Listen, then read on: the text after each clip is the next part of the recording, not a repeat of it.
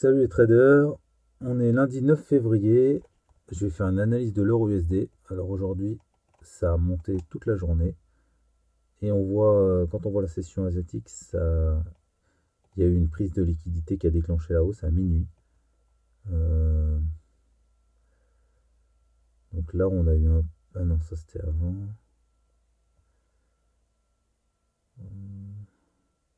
Ouais, il y a eu un truc de rien du tout, enfin qui a été suffisant. Enfin bref, on va regarder à partir de ce matin parce que c'était pas jouable dans la nuit. Donc ça a sorti la session asiatique à la hausse. Donc vraiment l'intention de monter. On a eu ce petit truc là à 8h45 qui est quand même qui est quand même pas,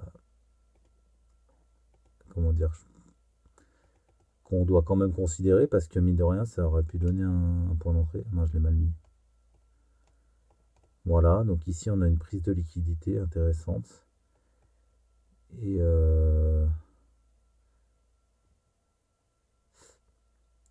et ensuite on a ce retracement aussi à 9h30. Je vais le mettre en 5 minutes, je pense qu'on verra mieux. À mon avis, c'est là ou là, enfin l'un ou l'autre qui était le plus intéressant. Euh, Allons voir ça.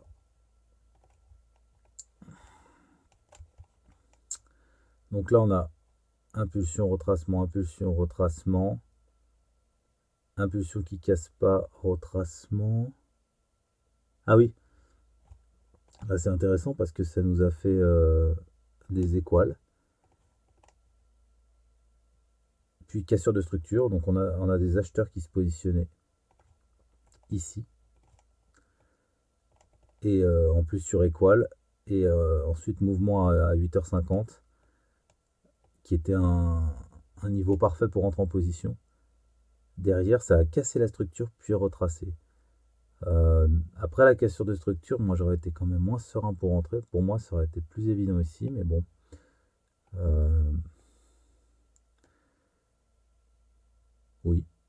Mais ici, ça restait pertinent si on était toujours dans une optique d'achat, dans le fond. Mais je vais regarder en une minute.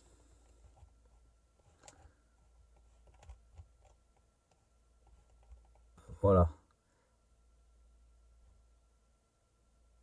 Bon, donc ici, on aurait pu viser la baisse, évidemment, puisqu'elle était anticipable, mais bon.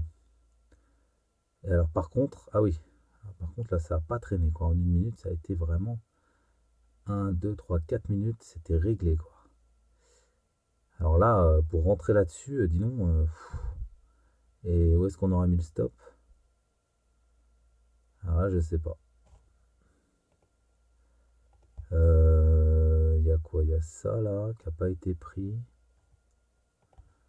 Mais bon. Ouais, si, à la limite, effectivement, il y a ça. On voit une structure haussière. Tac, une baisse. Donc ça nous a pris quelque chose ici en une minute. Voilà. Ouais. Bah, donc, corrigé avec les 14 findings intégrés. alors donc position longue, on va dire qu'on se positionne ici euh, pour la prise de liquidité. C'est une position qui aurait pu être prise. Et sans être gourmand, on avait déjà un bon ratio rendement-risque de 5. Voilà. Sachant que derrière, ça a bien continué, mais bon, ça permettait déjà une première position. Donc, qui avait lieu à quasiment 9 heures. Je sais, bah, en une minute, si, ça paraît cohérent de prendre ici. Et le mouvement montre que ça a été respecté en tout cas. Donc, bah, à noter quoi. Maintenant, est-ce que sur retracement, sur le mouvement suivant, c'est clair que le stop, on l'aurait mis là, bien évidemment. Et par contre, l'entrée,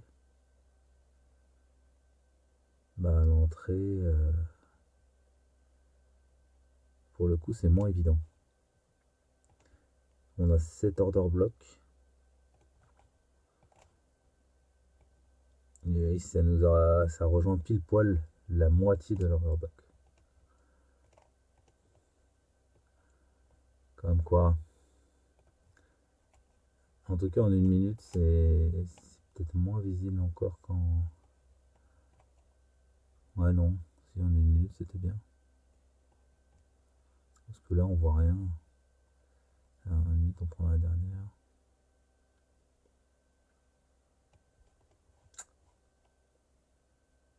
Ou alors, on a la réaction.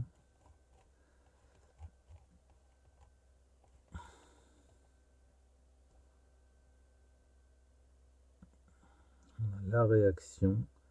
Et ensuite, donc on a impulsion baissière, impulsion haussière.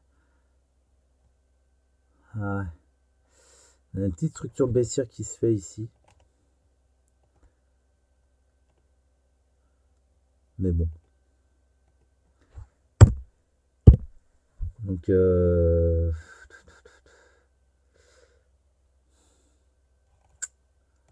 ouais. A posteriori, là, c'est intéressant, mais je serais quand même pas convaincu, moi. Ouais, bah, force est de constater que ça a quand même fonctionné. Donc, on va noter ça. On va noter cet order block. Là, il s'est retourné à la moitié de l'order block. Donc, on aurait visé, par exemple, ça avec un stop ici. Alors là, ça aurait été vraiment une superposition. Hausse, baisse, tac. Ça nous donne une petite tendance baissière de rien du tout. Mais pour moi, ça n'a rien pris, quoi. C'est vraiment... Ouais, non, j'aurais du mal à prendre ça. Mais bon, force est de constater que ça aurait marché avec un super ratio de mon risque. Et il était 9h40. Bon, je remonte en 5 minutes pour voir. Ensuite,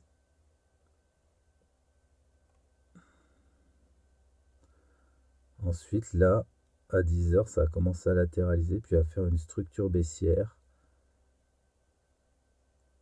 Là, cette structure nous a donné une réaction à 11h45. Puis, alors, hausse, baisse, hausse, baisse. Elle a fait une mini structure baissière, là, comme ça. Bah, un peu comme ce qu'elle avait fait juste avant, quoi. Là, elle a fait... On revient. Voilà. Là, elle a fait une structure baissière.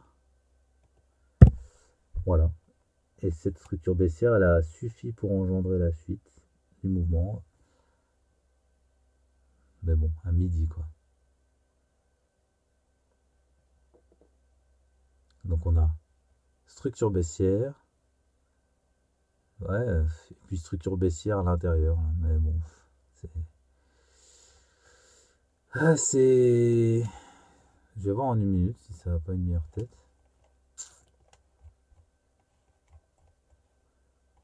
Et sur quel niveau ça nous est arrivé? Bah, c'est retourné sur cet order block qui a cassé la structure.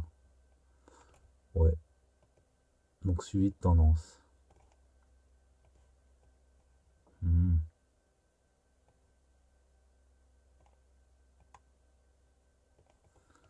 Juste à l'entrée. Donc ici, ça nous a fait une méga réaction. Mais bon, ça a pris un peu de liquidité ici encore que... Il n'y avait même pas eu de structure haussière, hein, c'est des étoiles.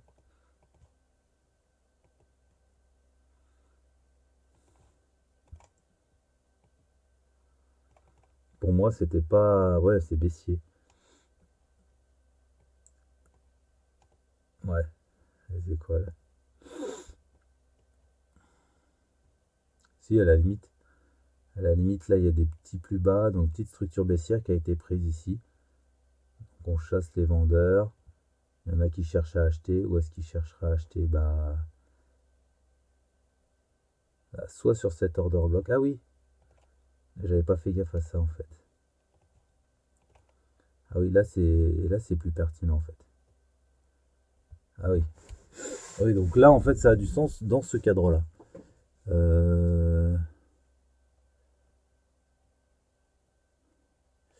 Putain.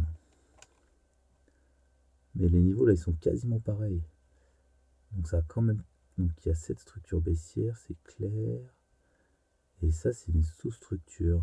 Je suis même pas sûr qu'il y ait vraiment des stops.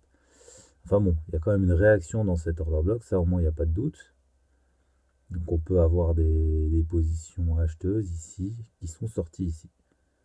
Voilà, ce qui peut justifier déjà dans une réaction haussière et à ce moment-là chercher un achat. Donc oui, finalement ça se tient à cause de ça, je pense. La position à l'achat, elle serait soit directement là,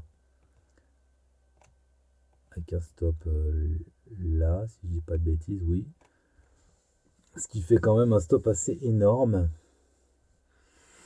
Ou alors, sur réaction, puisqu'on a la réaction qui est là, on va pouvoir considérer un stop ici, et à ce moment-là, c'est beaucoup plus intéressant. Et mettons, par exemple, en limite, on pourrait prendre cet order block. Et là, ce serait plus réaliste, et on aura une meilleure position pour reprendre la tendance. Et là, oui, vu la tête, vu le mouvement derrière. Alors, il était midi. 14h, et ça a fait... Ah oui, celui-là, je l'avais guetté. Ok, 16h. Oui, là, ça nous a donné une forte réaction. C'est intéressant. Donc oui, ça aurait fait quand même une très belle position. Et je pense que c'est à peu près tout. Ah oui, alors là maintenant, qu'est-ce qu'on voit? Ici, on a cet order block qui a été respecté. Donc on va positionner des acheteurs ici avec la liquidité là. Et qu'est-ce qu'on va en faire de ça? Eh ben, on va la viser à la baisse. Sachant en plus qu'il y a... Mince. Là, il y a des vendeurs qui viennent d'être sortis. En fin de compte, si c'était pas l'heure qu'il est là, presque 9h, ce serait intéressant pour changer une position à la vente. Mais bon. On verra. On verra demain ce qu'il en est, mais je pense que demain, ça va être vendeur. C'est tout pour moi. À bientôt.